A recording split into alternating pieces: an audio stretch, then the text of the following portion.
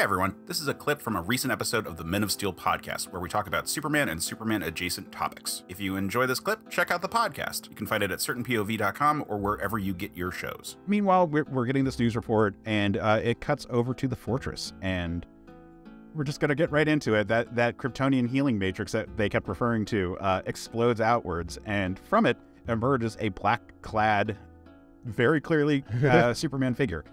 The only question is this yet another pretender, or is it the original? But he seems to be on point pretty fast. Like, the issues start, they do this thing where they like lower the lights, his eyes might be too weak, and you think, oh, could this be Eradicator? But like, I thought it was. Nothing's happened to the Eradicator at this point, or nothing's happened to the last son of Krypton at this point, so he's out there still.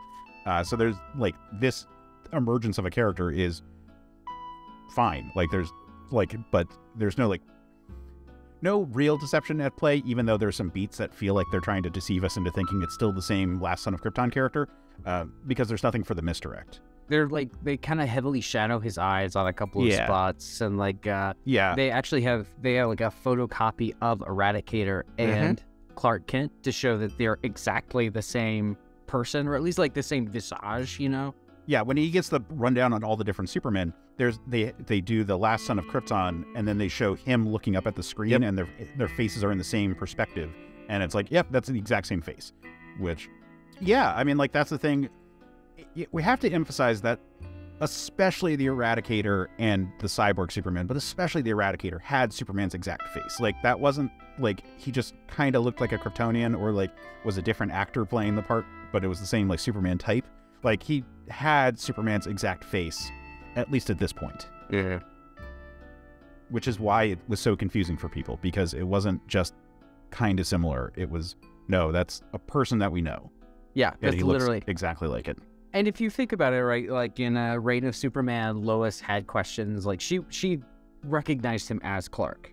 Yeah. And the reason why she didn't verify him as the real Superman is because he basically said, like, yeah, I remember you used to be important to me, but not anymore. And then he flew off, right? And so we knew, even tracing back to that first issue of Reign of Superman, that he looked like Clark Kent, even if he wasn't necessarily exactly Clark Kent.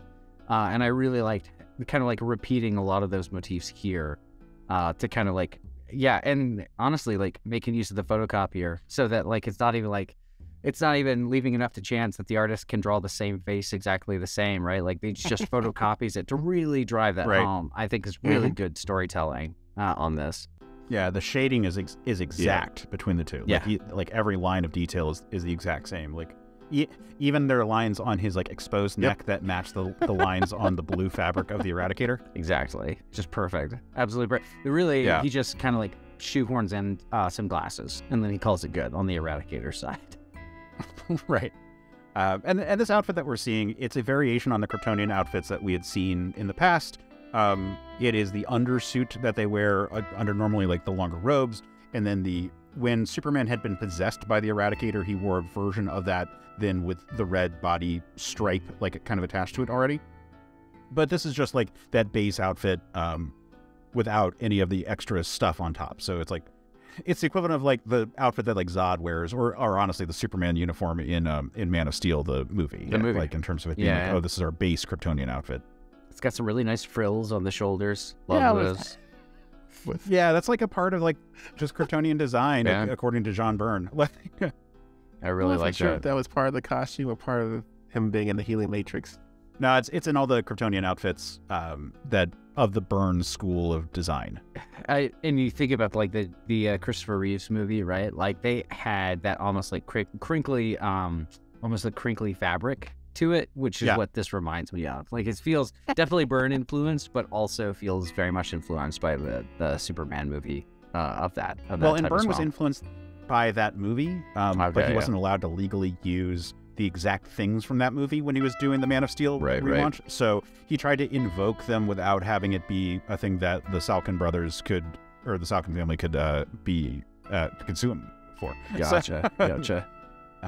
So they couldn't quite do that. So Superman gets up to speed. This is Superman. We're just not. It is. We're not going to deny it anymore. Darn. Like, he very clearly, like, his personality is like, while he's confused and disoriented. He has both an inquisitiveness about the world, a general sense of morality. He comes off very much more like Superman from the get-go.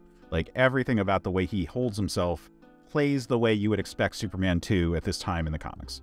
But he gets up to speed on all of the things that have been going on, like the cults that have been forming worshiping Superman, the fact that there are multiple duplicates, the fact that they've been involved in all these like fucked up, or rather fuck ups in terms of trying to save lives that end in like major landmarks being destroyed and people dying. And if they really wanted to try to tie in shit, they could have talked about how there's a homeless or a problem with homeless people being murdered in Metropolis right now, but no one wants to remember that unless you're actually in the annual itself. Right. So, moving on.